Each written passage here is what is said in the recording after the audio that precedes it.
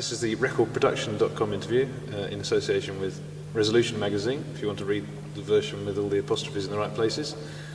And we've got Giles Martin with us today, and we're at Air Studios. Here we are. What could be better? Hence the echo. We're going to bring the roof down a bit. For, Yeah, could you adjust that? Oh, yes. Well, it's nice to see you, Giles. Lovely to see you too, George. I gather we've both worked with My Life Story. Yeah. And I worked with them an awfully long time ago, so you must be a lot older than you look. Actually, I think I worked with them. They were the first band that I did, I worked with. And I saw them play at the Marquee Club in London, the one that's closed down, the second one that closed down. And I got some downtime in this room, in fact. It was one of those things where I went and I wanted to have a go at arranging. I was actually working in PR at the time. I wasn't working as a record producer because I couldn't get any work. And I came in here and we did a single. It's funny actually. We did 3 tracks. One called Girl A, Girl B, Boy C, and it was made single of the week and Enemy and both Enemy and Melody Maker. And my dad phoned me up and said, "What have you been up to?" Because someone had shown it. Because actually, no one actually knew that I was doing this band at night because I was working the day. Oh, right. It was good fun actually. Good fun, but You got it in the blood then? You think you inherited some natural ability at doing that? yeah, I think so. I think of my dad I've inherited. I've inherited a ability to be pragmatic, which I think a producer needs to be, and also an open ear. And I like, experimenting with stuff and doing new things. And he's always been very good at that. And I just inherited a passion for it. I couldn't really do pop music. I couldn't do, there's great musicians. I'm next door to the guys who are doing the music for the Fame Academy, for instance. And I don't think I could do that. Not because of any snobbery at all. I just would get bored very quickly. It's funny. I like learning stuff.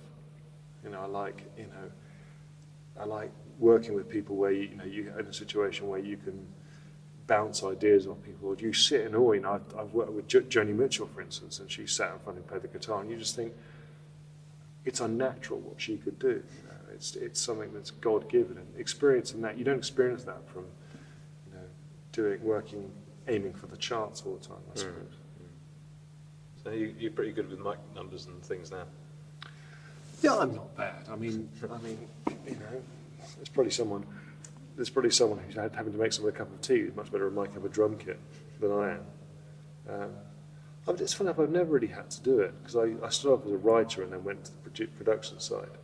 I'm good at simple things. I know how to record an acoustic guitar well, and I know how to record a vocal well. I know how to set. What's the trick to recording an acoustic guitar well then? Because there's any number of ways of doing that. What's your? I think it's just listening. I think that's the thing. I think it's understanding. With acoustic guitar, I think with any instrument, let's face it, whether it's a voice, a guitar, which fun enough, with this acoustic and voice, I think are fairly similar in approaches.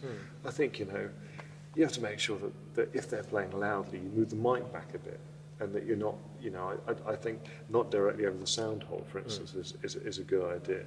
I think listening to the guitar and how it performs and understanding how the guitar works is the key. Right. And not being afraid to adjust stuff, and making sure that you don't start EQing too early before the person's settled down, and all of these things.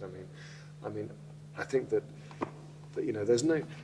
everything's variable. You can have the same guitar and the same mic and the same compressor on the same day, and it's not going to sound the same. There's no key. I think it's just a question of listening. We tend to more and more, especially with the tools we have, with sound replacers and all that sort of stuff, and ridiculous compressors, and people tend to want to morph sound more and more. And I know, with the Beatles stuff, I was having to morph stuff. That was my job. But that's because I wasn't going to go and re-record the band, let's face it.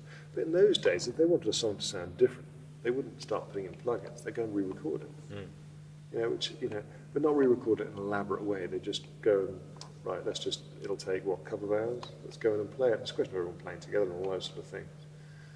I think people quite often nowadays spend too much time, recording things flat and then thinking how it should sound. Anyway, just pitching. You work sometimes with an engineer though, with Paul Hicks. Yeah, I do. Generally, the way we work is I'll record stuff. I mean, for instance, I can imagine what we'd do is we'd probably go with a band and go into a studio, into a small studio, and work together. He'd record it. If I was working with Philip Bagnall, which is an engineer I've worked with a lot at Eastco, I'll go and I'll either play in the band or be part of the music side, and he'll just do the engineering stuff. We'll discuss a couple of days before how I think it should sound like and what it should be and what the lineup will be, because the lineups are important for, you know, sounding a record. I mean, that's not engineering, but let's face it, if you've got, you know, 3 electric guitars and drums and bass, you're not going to make it. Do you know what I mean? It's going to, so it's getting the lineup sorted out, going in there, and then what will happen is I'll take as much live stuff away as possible and edit it in huge chunks if necessary, or keep the whole take. But not really. I don't really like going in and going, oh, you know, that's, you know, I've never used beat detector or anything like that. You know, what's the point of getting a drummer? You know, I know that it's. So going in, and then I'll go and record vocals on my own, acoustic guitars or anything like that. I'll just do those on my own, and then get someone like Paul Hicks to come in and mix. And quite often I'll say to him, right, this is what you've got. This is what I think it should sound like. And I'll just leave him. Then I'll come back, or he'll go, you know, what the hell are you doing with this bit? Why is there a Mellotron vibraphone in the middle 8? And I'll go, well, it's meant to be doing this. And he goes, and I'm quite happy to someone to me, listen, it just doesn't work. You know, I'm not one of these people that is precious about anything, because you can always be right, you can always be wrong. It doesn't. And so as long as you know at the end of it. And so that's what we do. I'll leave him, and I'll go off and do some writing or do something else, and then come back and then we'll sit down for 2 hours. And then the way we like to work, and this is the great thing about if you're doing stuff on Pro Tools or, you know, working intensively internally, you know, which we often mix within Pro Tools, even though we're working on a big desk at Abbey Road or here. I'll go in and he'll mix it, and I'll go in the morning, because I'm more of a morning person than he is, and I'll spend 2 hours changing the mix to how I think it should be. I.e., you know, for instance, I might re-EQ the vocal, or might, you know, put a dip at, you know, 200 hertz on the vocal, I don't know, whatever. You know, I might, you know, might just morph things, or, you know, just today I was adding more bass to acoustic guitar, made the vocal a little bit brighter, the shaker needed a bit more middle to it, you know, the bass was too loud, all those sort of things. Then he'll come in, I'll play it to him and go, what do you think? And he goes, actually, this sounds good. And I may not even tell him what I've done, you know. And it's just because, and we have a mutual respect for each other. That's the point of the thing about working. Mutual respect where, you know, we know what each other's good at. What he's very good at is being a really good engineer and making good creative decisions, but making everything sound great. And what I'm really good at is the whole picture and going, you know, the voice isn't sitting right because you've got the drums too loud, or, you know, simple, stupid production things. Are there any plans for, you know, to remaster the Beatles' existing catalogue? And would you be involved, or are you likely to be? No, I don't think. I think they will. I think they will remaster the stereos. What about the monos? That's what I want to know. And the monos. I don't know. I don't really know. I don't really have.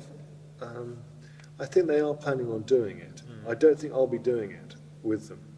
I mean, no reason, because you know, it shouldn't necessarily be me doing it. I don't think.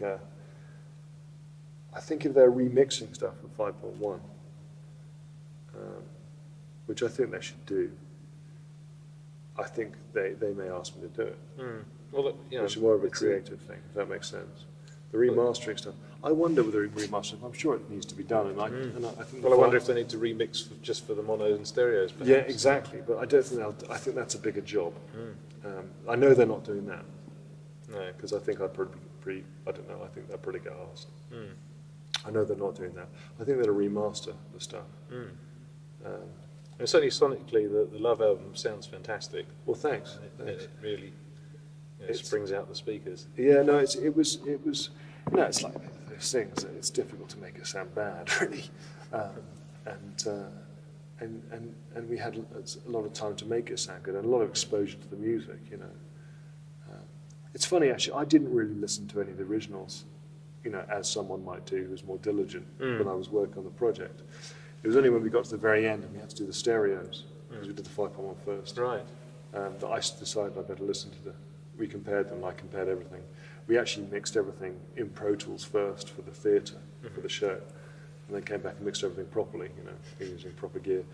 And then compared the Pro Tools mixes with the analog mixes. With so you brought everything up separately through a desk, We had them, just different sounds, and I'm generally. It's funny because sometimes you listen to something and go, God, it's not as good, and we go back and do it again. It's not as good as, I don't remember the original sounding that's good. Because they do. I mean, the hard thing about the Beatles stuff is no one's ever said the Beatles material sounded bad. Do you know what I mean? It's not as though, it's not as though anyone's gone, these mixes, they need a bit of work. To Beatles stuff, it would be heresy to do it. So that was the tough thing for me on the Love album. The toughest thing was actually doing the stuff that I hadn't mucked about with.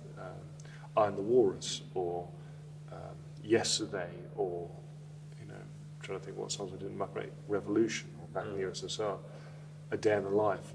I went round and round because with Day in the Life, with his voice, trying to get his voice right. I'm happy now, but I think that on and off, I tweaked that over a period of time. For ages. But just because it's so important, it's so important to me not to be the person. Because I mean, it's funny. Now, the Love album's come out, and it's been well received. But before it had come out, if you imagine, you're thinking, I'm the son of George Martin. I've worked with Haley Weston Run, done a lot of crossover classical stuff, and really, what right do I have to be doing this? And I'm going to get mauled.